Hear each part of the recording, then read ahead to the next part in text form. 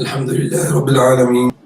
الحمد لله الذي هدانا لهذا وما كنا لنهتدي لولا أن هدانا الله. لقد جاءت رسل ربنا بالحق. سبحانك لا علم لنا إلا ما علمتنا إنك أنت العليم الحكيم. اللهم صل على سيدنا محمد في الأولين وصل وسلم على سيدنا محمد في الآخرين وصل وسلم على سيدنا محمد وعلى جميع الأنبياء والمرسلين وصل وسلم وبارك على سيدنا محمد وفي كل وقت وحين وصل وسلم وبارك على سيدنا محمد في الملأ الأعلى إلى يوم الدين وصل وسلم وبارك على سيدنا محمد حتى ترث الأرض ومن عليها وأنت خير الوارثين.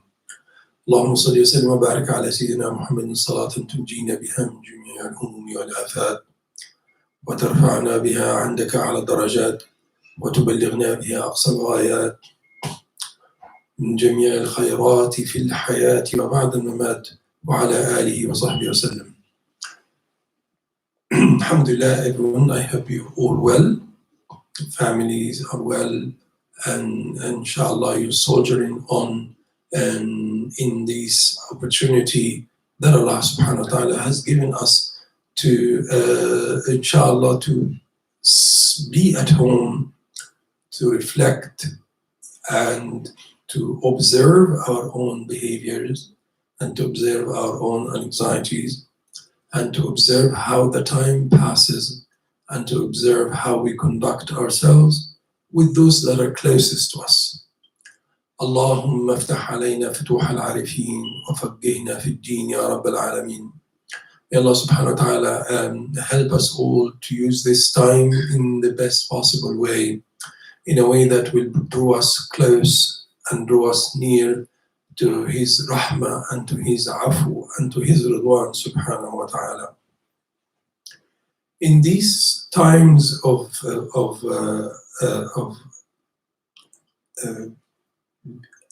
pandemics like this being there, in these times, the ummah of Sayyidina Muhammad has passed through times similar to this. The plague is an old epidemic that used to strike at different parts of creation at different historical epochs. And it has impacted humanity in many different ways. And it used to eradicate sections of the populations during these times. Sayyidina Umar, may Allah be pleased with him, during these times has an amazing making dua and for people to stay at home, requesting people to stay at home and not to move and not to greet people. All what you know of social, what we call now social isolation and quarantines. In fact, historically, this is how the humanity dealt with these things, and it's an old Chinese tradition. As you know, the human civilization and the accumulation of human experiences was shared by humanity, and the teaching of how to handle and how to guide and lead human community across time. This teaching came to the Anbiya of Allah subhanahu wa ta'ala throughout the different historical eras, epochs, and the different historical locations where the prophets of Allah subhanahu wa ta'ala found themselves. And they received wahy from Allah subhanahu wa ta'ala when an epidemic like that struck, they received the wahy from Allah of how to guide their people, how to guide those who have Iman and those who believed and those the community at large, how to guide them to deal with the epidemic when it landed. As we know how Allah subhanahu wa ta'ala forewarned Sayyidina Nuh about the great tsunami that took place during his lifetime, and how he ordered him to build the ark, and what to take on the ark, and how to sail with the ark, and the angels and pass by him to give him instructions of the height and where and how to handle, so that it can handle this coming tsunami that flooded the entire living community during that time. And it was all, those who were with Sayyidina Nuh in the ark are the only survivors of that tremendous event that took place during his time. The prophets of Allah subhanahu wa ta'ala, they were the recipient of Allah's guidance when events like the tsunami of Sayyidina Nuh took place, whenever epidemics took place, like the plague or the smallpox or the chickenpox or other epidemics, perhaps not clearly historically recorded for us. Epidemics in the tradition and in the scripture have this generic name, ta'un, plague, which we specifically, that's the specific name to the plague. But for when you look at it, every epidemic is almost a ta'un. An epidemic is something that is spread very fast and on a very wide scale with a very devastating impact on the living community. So the prophets had in divine inspiration, wahi, how to handle epidemics throughout the history and dispersed outside in different locations. The accumulation of that was best recorded and almost became comprehensive in the tradition, in the Chinese tradition. Yet it was because of the centrality of Arabia during that time, and that Arabia was the land of the prophets. Also, it survived there, and it was there. So when these things used to happen during the life of the Prophet ﷺ and after the life of the Prophet, they knew how to handle these. They knew about social isolation. They knew about quarantines. They knew about containing the epidemics. They know about how to stop the transmission of the disease. They knew about that. They knew about hygiene. They knew about the washing and the not to shake hands, and all of this was there. And not even going to the mosques and praying at home. So all of these different measures were practiced by our previous communities. How do you conduct yourself during an epidemic like this is important. And as I said before, if you look at the helplines and mental helplines, social helplines, and psychological helplines and emotional helplines, all of these helplines across the so-called developed world, they will all be telling you that they have experienced a surge that is unequaled in the number of callers, and they all have different issues to complain about, and these range from household marital issues, spouse, husband and wife issues, parents and children issues, children, parents issues, siblings issues, individual issues ranging from loneliness, fear, panic, lack of sleep, negative ideas, suicidal moods, notes, all of serious things, because people were left without any prophetic guidance and without any not-for-profit sincere guidance, except those genuine people who voluntarily have these helplines, are ready to help as much as they can, but with their limited knowledge. From day one, I said that this is an opportunity for us to come together. And the strength, the real strength, starts from oneself, and from one is strengthened by one's family. One strengthened الله الذي جعل لكم من أنفسكم أزواجا لتسكنوا إليها وجعل بينكم مودة ورحمة.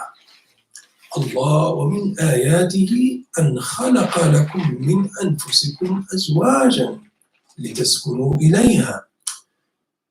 It is the most amazing, one of the greatest favors and signs of divinity is that Allah subhanahu wa ta'ala did not create us from just one thing. No, He created us from two pair. And and in this pair we get solitude, solace, we get strengths, we get complementarity, we get affliction, we get completion, we get harmony. We complement one another, we complete one another, we bring the best of one another and elevate together, we elevate one another. And that whole that is made by the two different genders, the two zawj, the dhakar wal untha, the female and female, that one, that bond and that completion is in the marriage. A person like that is different from a person who's not married. And therefore, that's the first thing. One has to make peace at one's home. We are all now locked at home. We have to make peace at home. We have to make this house an abode and a home, sanctuary of agreement, of harmony. There is also sense, balance, maturity, intelligence, reason, common sense, love, forgiveness. As I said, and I reiterate, this is not the time to try to resolve long-standing issues, or to try to resolve dispute, or to everybody has his own view about something, or he has his vision of how this is to be done or that is to be done.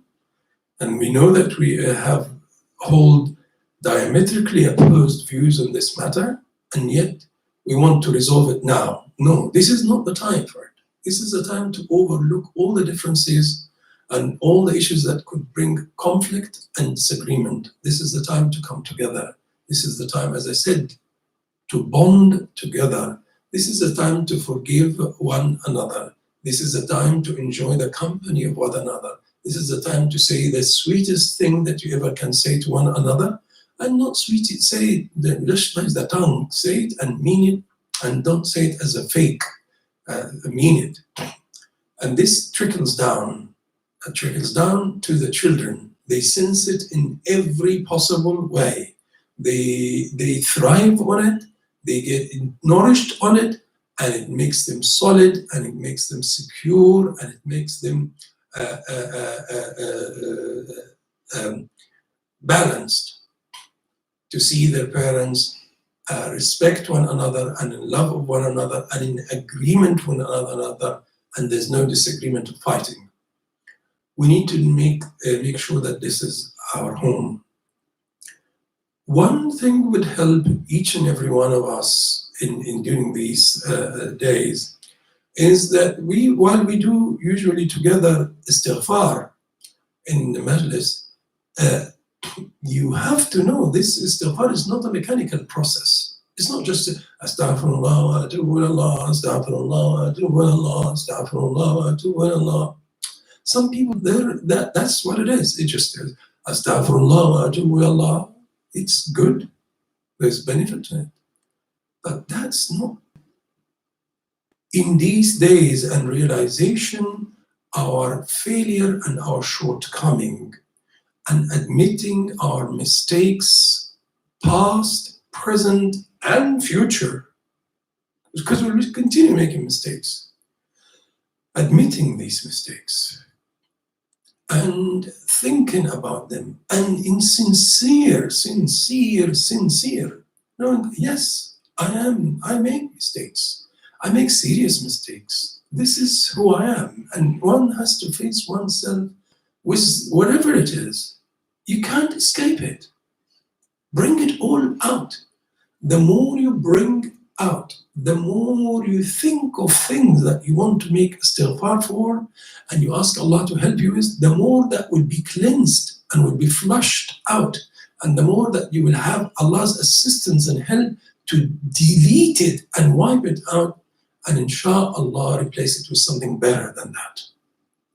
So this is time for tawbah. We are all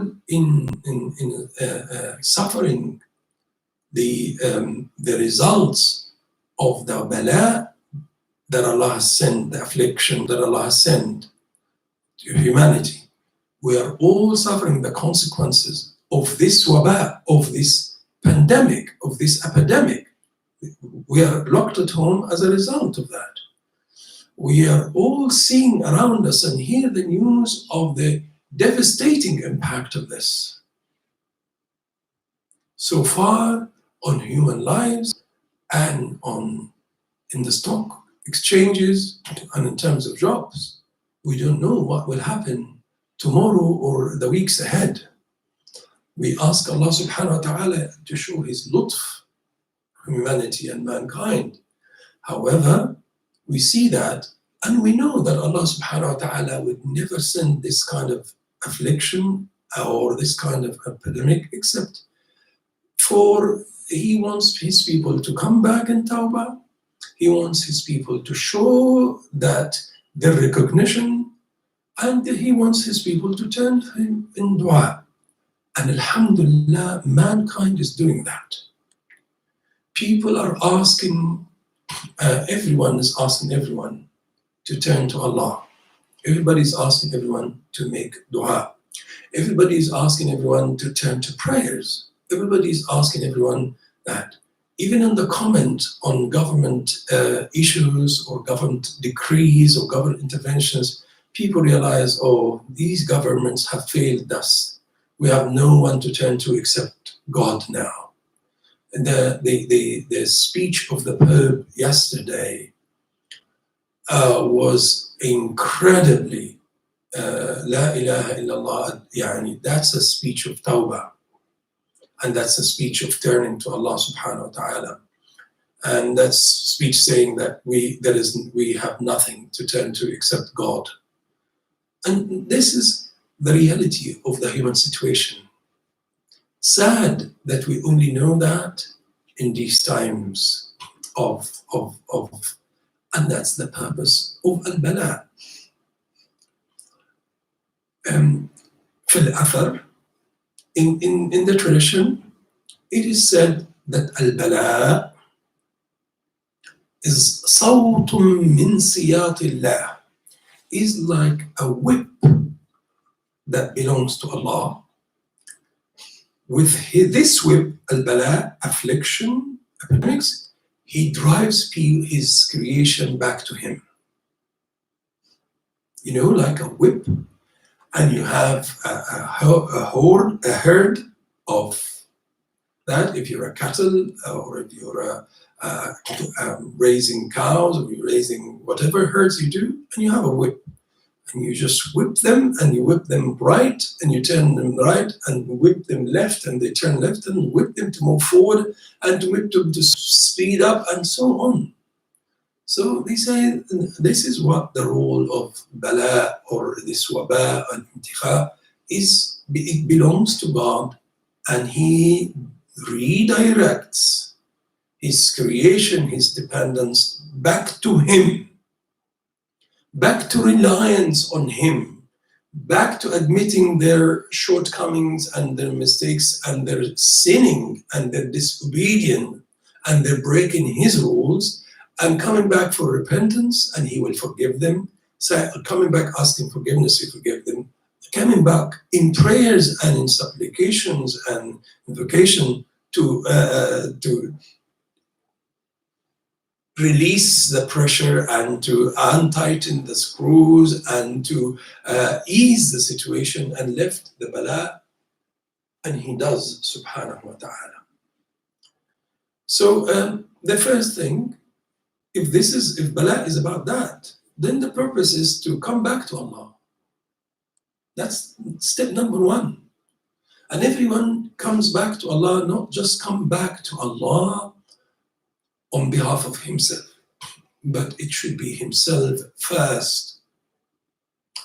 Keep looking and looking and looking and listing and listing and listing and listing all the things, and then making istighfar on them and meaning them, and make tawbah from them, and watch not to repeat, and make a pledge and covenant with Allah not to go back to these things.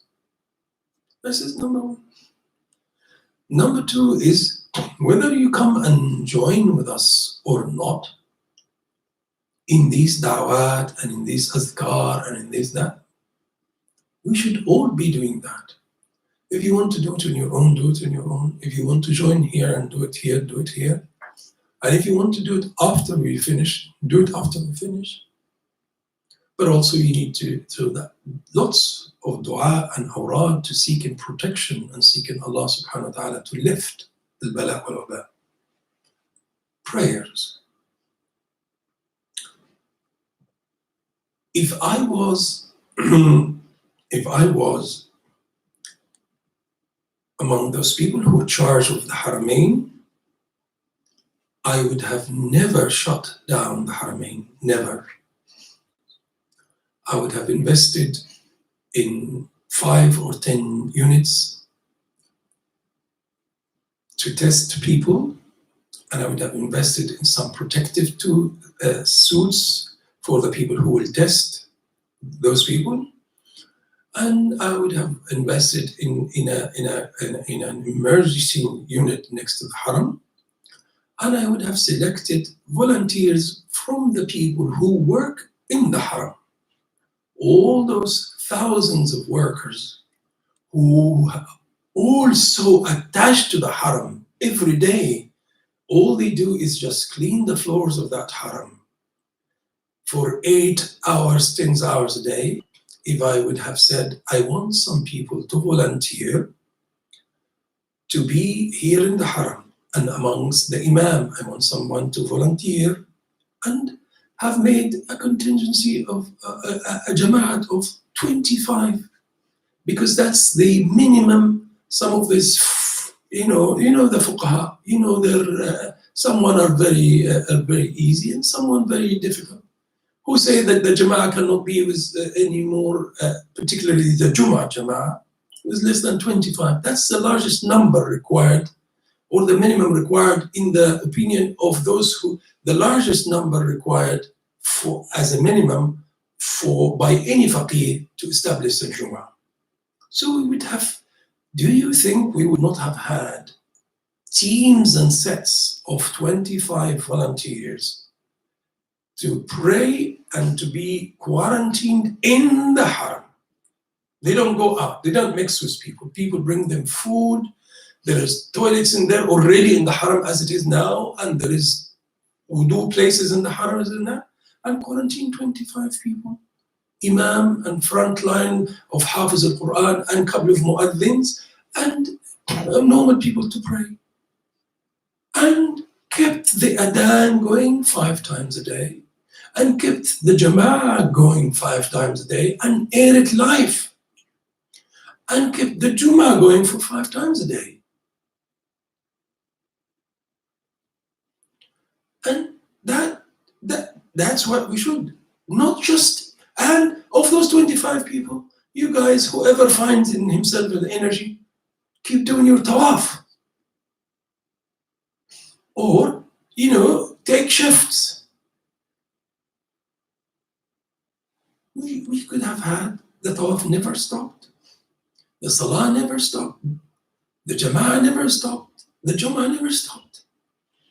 ولكن لا حول ولا قوة إلا بالله العلي العظيم. This is the situation. I am not blaming anybody, or I'm not saying anybody, but I think rushing to close the Jummah like that, I wouldn't have done that. ولكن we're happy. It's all within what is permissible in the Shara. It is all within their jurisdiction. That's their jurisdiction. They do that. I would have done that for every area. I would have kept also from every area exactly the same model. So that every area, every district from the city and every city and all the cities, then that way would have one mosque in every area open, calls for the adhan, and has a group of people camping inside that mosque and being quarantined in the mosque just for the purpose of establishing the jama'ah.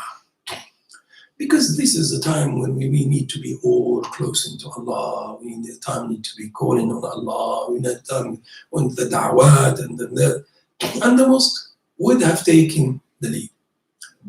And the reason why I'm saying that is about our prayer at home. We should take care of our prayers at home. Not because there's no jama'at. No, we should take care of the prayer and the quality of the rak'at, the quality of your ruku', the quality of your sujood, the quality of your tasbih, and then the sunan. And do not forget of the nawafil that we make a day, that you should have 2 rak'at with the intention of qada al-haja in the nawafil that you make nowadays. This is the true tadarru' and this is the true istikana. So istighfar, and there is dua, and there is salawat, and there is returning, and there is love and care, and taking care of everybody at one's home, and taking care of the community, and praying on behalf of community and the community. And when I mean community, alhamdulillah that this happened, because it shows us that we are one world community. Yes, we are Ummat al-Ijaba, and there is Ummat al-Istijaba, and there is the Ummah of Sayyidina Adam alayhi salam, and there is the Ummah of Sayyidina Muhammad sallallahu alayhi wa sallam. Ummat al-Ijaba, Ummat al-Istijaba these are the 2 Ummahs that belong to the Ummah of Sayyidina Adam. These are the progeny of Adam. But Ummat al-Nabi Muhammad sallallahu alayhi wa sallam is Ummat al-Iman, Ummat al-Islam, Ummat al-Deen, Ummat al-Istijaba. That when it was called to Allah, they answered. The others, we are still waiting for them to answer if we were to deliver the message in the accurate way, not in the way that it has been corrupted by these very corrupt, successive generations of corrupt people, of selfish people, of almost inimical to humanity, who make light of human life. And everything that is to do with human is measured by profit and loss. It's about profitability. Medicine for profit, cure for profit, education for profit, trade, everything is just about for profit, even charity. So people, charity, they have made it, all these charity or charitable organizations are also billah. Even that has become like a business. There's a business model for it. وَالْعِيَاذُ بِاللَّهِ. That's not what humanity was. Everything is about shareholders and stakeholders.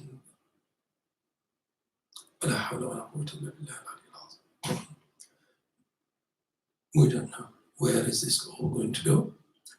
However, we should be the carers for the human community, for the world community, and we should our dua and our istighfar and our salah should be on behalf of all of those and in the good pages of good deeds of all of those. And we ought to do that. So these are the three things: the istighfar, the da'wat, and the awrad, and the salawat, particularly salat al-haja and the dua that follows in that, which we usually do every day. And then al-islahu bayn al-nas, to be good to one's family and one's parents and one's, to reach out for everyone and to make up with everyone and to leave not a relationship or a commitment, family commitment or family relation or a friendship with someone that has a rancor or that has an episode of something going wrong, and leave it like that. Try to resolve the situation as soon as you can. And strengths start at home. And strengths is a balance of all the different aspects. Your body being well, your spirit being well, and everything that takes care of the body, practice, and that on a family basis, and everything that protects and keeps the spirit well, practice that on a family basis. May Allah subhanahu wa ta'ala inspire all of us, Ya Rabbil Alameen, to first of all to know our faults and reveal our faults and our shortcomings before us, and may Allah give us istighfar and tawbah from all of it, Ya Rabbil Alameen, and help us to have sincere tawbah, pass beyond our own limitations and pass beyond our past mistakes and our failures and our shortcoming in our character traits, Ya Rabbil Alameen.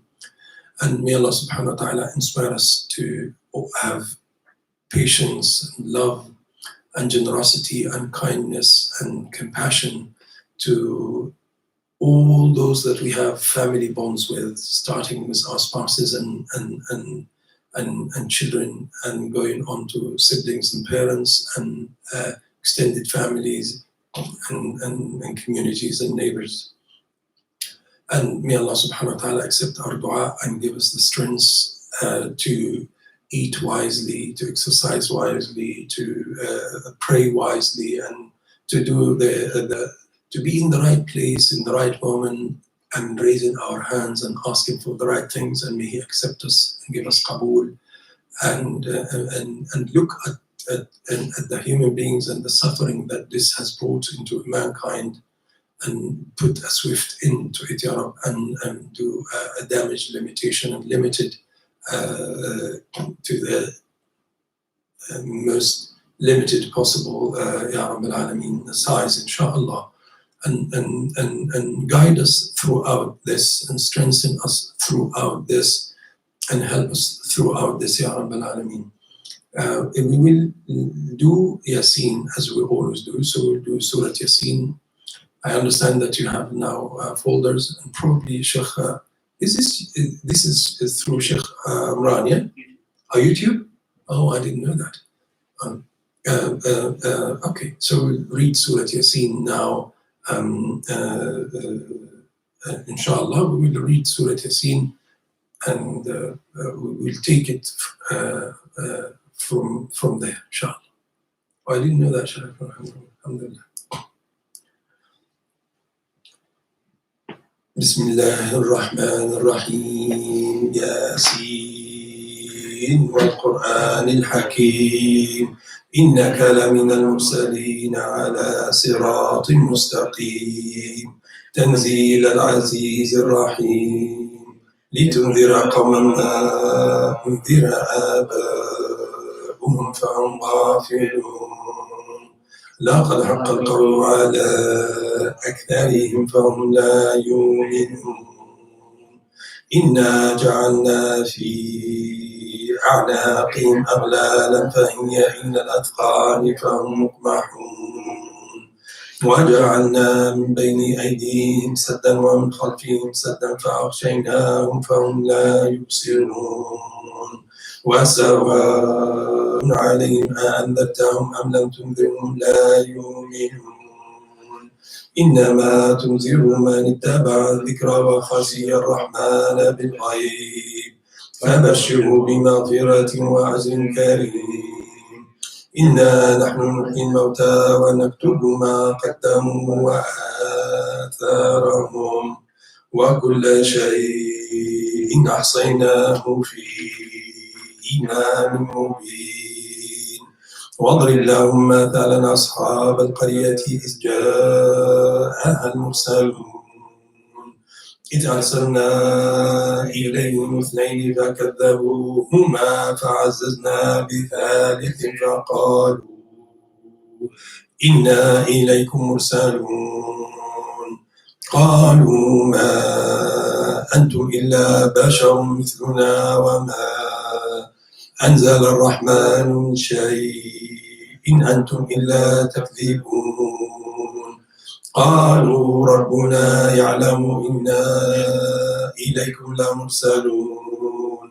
وما علينا إلا البلاغ المبين قالوا إنا تطيرنا بكم لئن لم تنتهوا لنرجمنكم ولا يمسنكم منا عذاب أليم قالوا طائركم معكم إن ذكرتم بل أنتم قوم مسرفون وجاء من أقصى المدينة رجل يسعى قال يا قوم اتبعوا المرسلين اتبعوا من لا يسألكم أجرا وهم مهتدون وما لي لا أعبد الذي فطرني وإليه ترجعون أأتخذ من دونه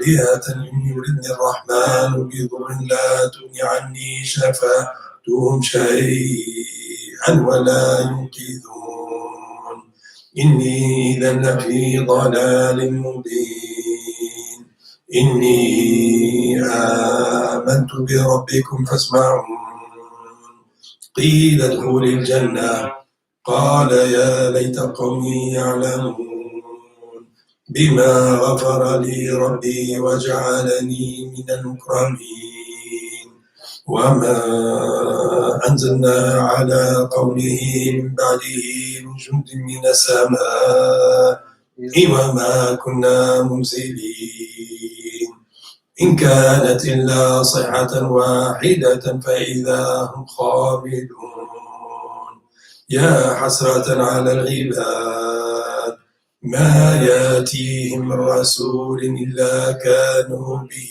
يستهزئون ألم يروا كم أهلكنا قبلهم من القرون أنهم إليهم لا يرجعون وإن كل لما جميع لدينا محضرون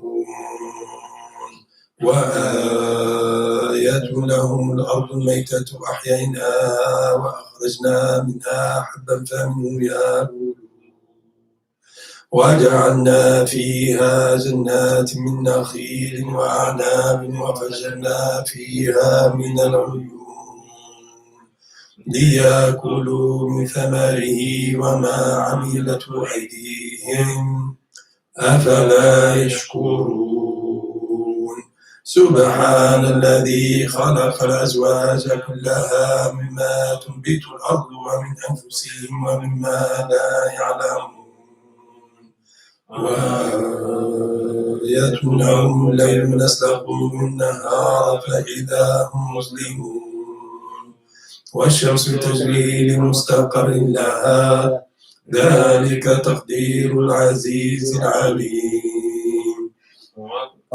قدرناه منازل حتى عاد كالعرجون القديم لا الشمس ينبغي لها أن تدرك القمر ولا الليل سابق النهار وكل في فلك يسبحون وآية لهم أنا حملنا ذريتهم في الفلك المشحون وخلقنا لهم من مثله ما يركبون وإن نشأ نغرقهم فلا صريخ لهم ولا هم ينقذون إلا رحمة منا ومتاعا إلى حين وإذا قيل لهم اتقوا ما بين أيديكم وما خلفكم لعلكم ترحمون وما تأتيهم من آية من آيات ربهم إلا كانوا عنها معرضين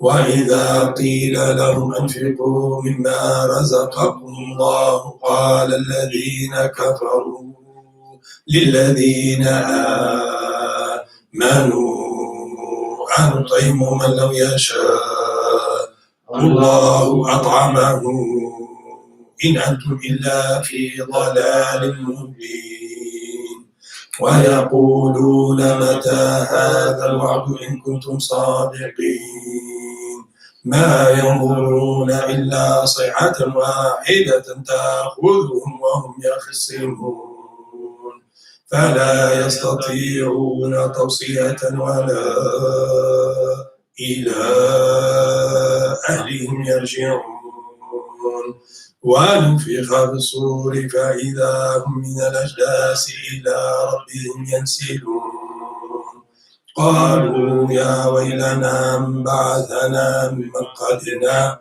هذا ما وعد الرحمن وصدق المرسلون إن كانت إلا صيحة واحدة فإذا هم جميع لدينا محضرون فاليوم لا تظلم نفس شيئا ولا تجزون إلا ما كنتم تعملون إن أصحاب الجنة اليوم في شغل فاكهون هم وأزواجهم في ظلال على الأرائك متكئون لهم فيها فاكهة ولهم ما يدعون سلام قولا من رب رحيم سلام قولا من رب رحيم سلام قولا من رب رحيم سلام قولا من رب رحيم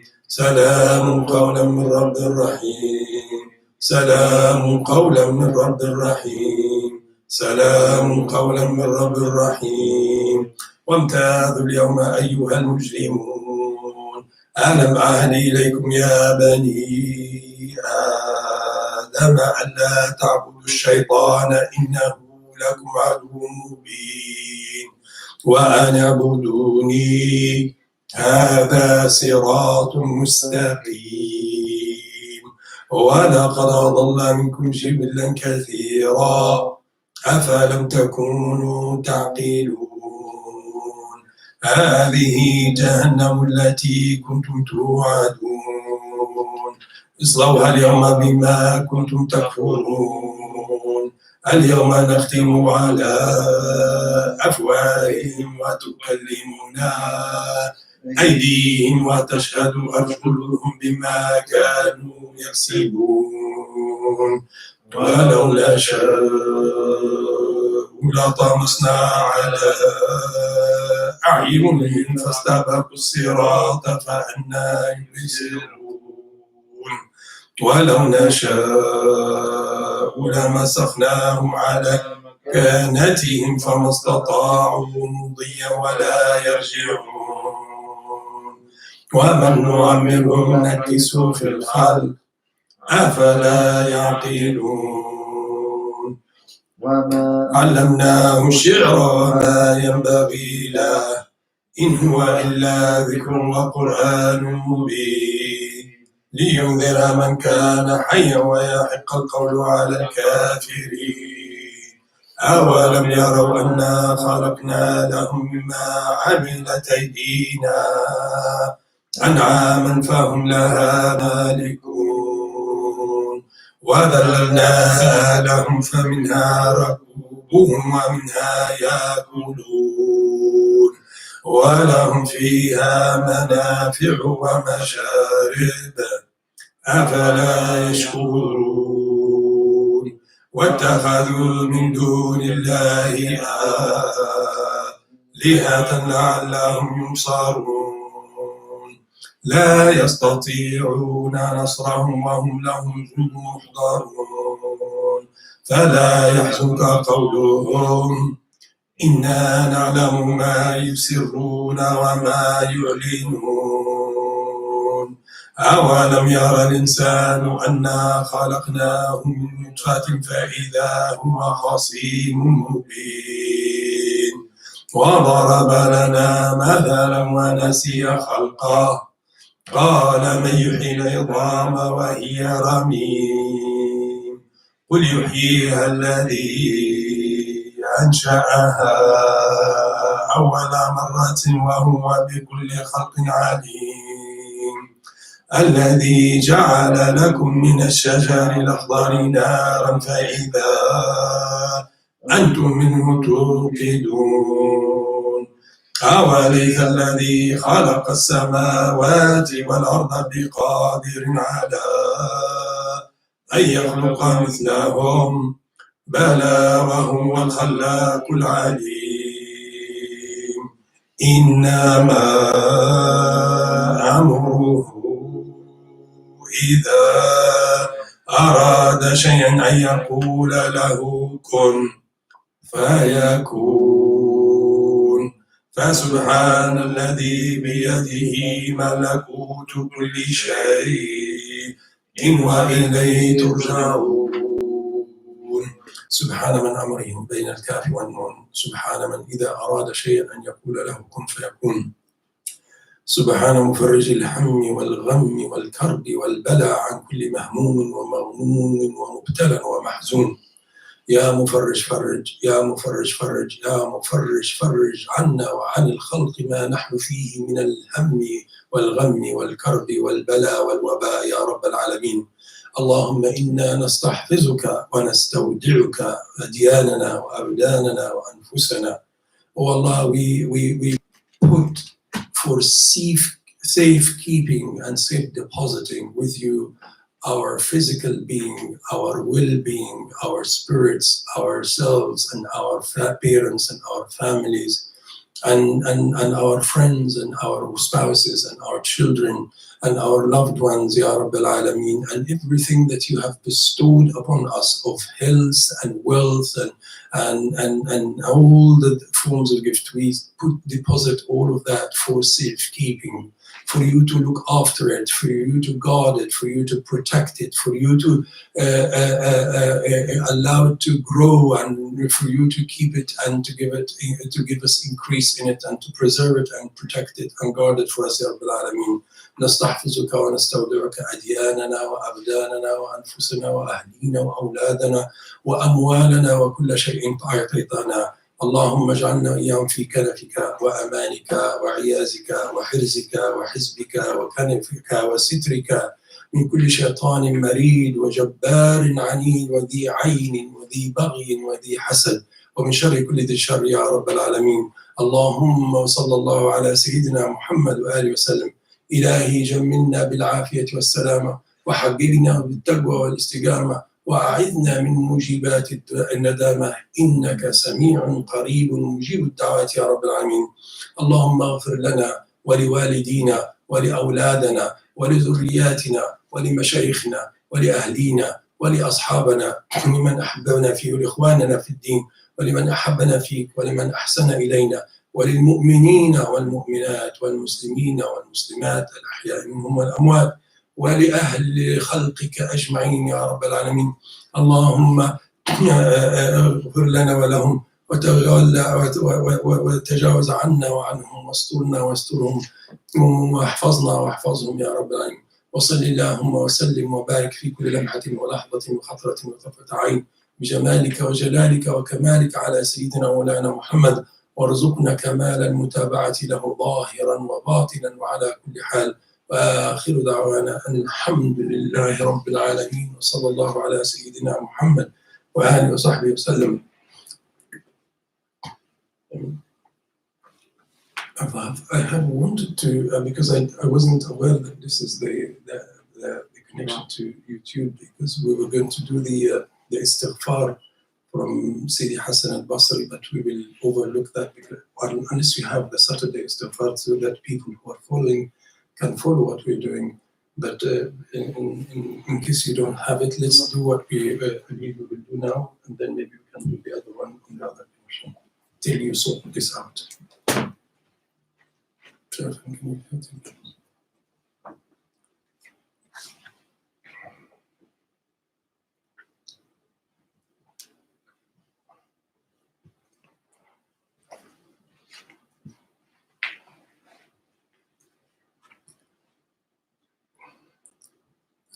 So this is the daily dhikr part 1, which we usually do on daily basis.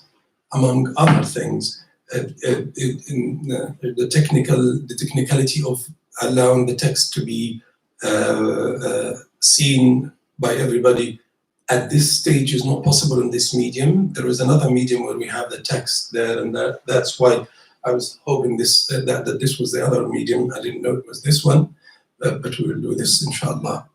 So if you have this text, it starts at page 88, and it has on it word Imam Abi Bakr bin Abdurrahman Sagaf. This is a beautiful word and supplication and formulas from the Quran and from the Dhikr of the Prophet Sallallahu Alaihi Wasallam for protection.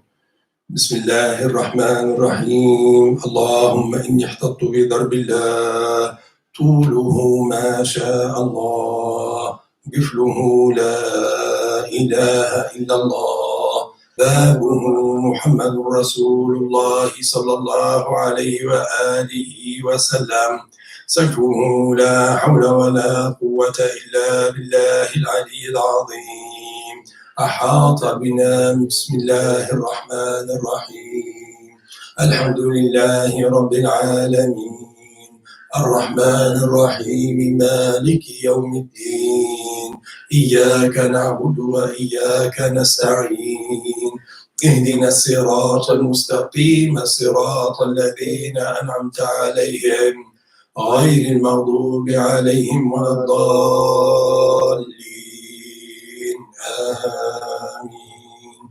سور سور سور وآية الله لا إله إلا هو الحي القيوم لا تأخذه سنة ولا نوم له ما في السماوات وما في الأرض من ذا الذي يشفع عنده إلا بإذنه يعلم ما بين أيديهم وما خلفهم ولا يحيطون بشيء من علمه إلا بما شاء وسع كرسيه السماوات والأرض ولا يؤوده حفظهما وهو العلي العظيم. بنا استدارت كما استدارت الملائكة بمدينة الرسول بلا خندق ولا سور من كل قدر مقدور وحذر محذور ومن جميع الشرور. تترسنا بالله تترسنا بالله تترسنا بالله من عدونا وعدو الله من ساق عرش الله إلى قاع أرض الله ب100,000 ألف لا حول ولا قوة إلا بالله العلي العظيم. صنعته لا تنقطع ب100,000 ألف لا حول ولا قوة بالله العلي العظيم. عزيمته لا تنشق بمئة ألف ألف ألف لا حول ولا قوة إلا بالله العلي العظيم. اللهم إن أحد أرادني بسوء من الجن والإنس والوحوش وغيرهم من سائر المخلوقات من بشر أو شيطان أو سلطان أو وسواس فاردد نظرهم في انتكاس وقلوبهم في وسواس وأيديهم في إفلاس وأوبئهم من الرجل إلى الرأس لا في سهل يقطع ولا في جبل يطلع بمئة ألف ألف ألف لا حول ولا قوة إلا بالله العلي العظيم. وصلى الله على سيدنا محمد على آله وسلم. سبحان ربك رب العزة عما يصفون وسلام على المرسلين والحمد لله رب العالمين في كل لحظة أبدا عدد خلقه ورضاء نفسه وزنة عرشه ومداد كلماته. With the Imam Al-Nawawi, may Allah be pleased with him. This is a known word from the most of it, as you all know. Sayyidina Imam Al-Nawawi, may Allah be pleased with him, the great muhaddith. The muhaddith, when we say someone muhaddith, it means someone who has memorized more than 100,000 hadiths of Sayyidina Muhammad sallallahu alaihi wasallam. All the hadiths, including the chains of isnad to the hadith. He was one of the greatest scholars of Islam. He was a great muhaddith, a great memorizer, the great faqih, the great mujtahid in the mazhab of Imam al-Shafi'i, the great lover of Sayyidina Muhammad sallallahu alayhi wasallam, the imam of sunan, the imam of wara, the imam that Allah subhanahu wa ta'ala has inspired and has kept to be among the greatest of the scholars of the ummah of Sayyidina Muhammad sallallahu alayhi wasallam, despite the very short time that he lived. He died young man, and he died not married. May Allah be pleased with him, Ya Rabbil Alameen, and sanctify his soul and raise his maqam. Imam al-Nawawi has collected these, every other word in this and every other formula of protection in this has a beautiful hadith from Sayyidina Muhammad sallallahu alaihi wasallam, indicating the incredible merits that it brings and the protection that it brings. And he collated them all together and he put them in this particular word that is known now after him with the word of Imam al-Nawawi. And there is no almost a very, very potent and very kind of accelerated and multiplied in the benefit that it brings in terms of protection and in terms of hifz and in terms of ri'ayah and in terms of keeping and protecting one's family, one's heart, one's soul, one's spirit, one's wealth, and sam' and basar from shaitan and from kaid and from hasad and from envy and from all of that. There is none of these except that there is a formula in this word to protect us from it. So it's a very beautiful, very powerful fortress to take one and one's family and loved ones into the fortress of this word on daily basis. May Allah subhanahu wa ta'ala yanfa'ana bih ya Rabbil Alameen wa aina al-mazur alayh. Bismillahir Rahmanir Rahim. Bismillah, Allahu Akbar. أقول على نفسي وعلى ديني وعلى أهلي وعلى أولادي وعلى مالي وعلى أصحابي وعلى أديانهم وعلى أموالهم ألف لا حول ولا قوة إلا بالله العلي العظيم. بسم الله، الله أكبر الله أكبر. أقول على نفسي وعلى ديني وعلى أهلي وعلى مالي وعلى أولادي وعلى أصحابي وعلى أديانهم وعلى أموالهم ألف ألف لا حول ولا قوة إلا بالله العلي العظيم. بسم الله، الله أكبر الله أكبر الله أكبر. أقول على نفسي وعلى ديني وعلى أهلي وعلى أولادي وعلى مالي وعلى أصحابي وعلى أديانهم وعلى أموالهم ألف ألف ألف لا حول ولا قوة إلا بالله العلي العظيم. بسم الله وبالله ومن الله وإلى الله وعلى الله وفي الله ولا حول ولا قوة إلا بالله العلي العظيم. بسم الله على ديني وعلى نفسي، بسم الله على مالي وعلى أهلي وعلى أولادي وعلى أصحابي، بسم الله على كل شيء أعطانيه ربي. بسم الله رب السماوات السبع ورب الأرضين السبع ورب العرش العظيم. بسم الله الذي لا يضر مع اسمه شيء في الأرض ولا في السماء وهو السميع العليم. بسم الله الذي لا يضر مع اسمه شيء في الأرض ولا في السماء وهو السميع العليم. بسم الله الذي لا يضر مع اسمه شيء في الأرض ولا في السماء وهو السميع العليم. بسم الله خير الأسماء في الأرض وفي السماء. بسم الله أفتتح وبه أختتم. الله الله الله ربي لا أشرك به أحدا. الله الله الله لا إله إلا هو. الله الله الله أعز وأجل وأكبر مما أخاف وأحذر. بسم الله خير الأسماء. بسم الله في الأرض وفي السماء. بسم الله أفتتح وبه أختتم. الله الله الله ربي لا أشرك به أحدا. الله الله الله لا إله إلا هو. الله الله الله أعز وأجل وأكبر مما أخاف وأحذر. بسم الله خير الأسماء. بسم الله في الأرض وفي السماء. بسم الله أفتتح وبه أختتم. الله الله الله ربي لا أشرك به أحدا.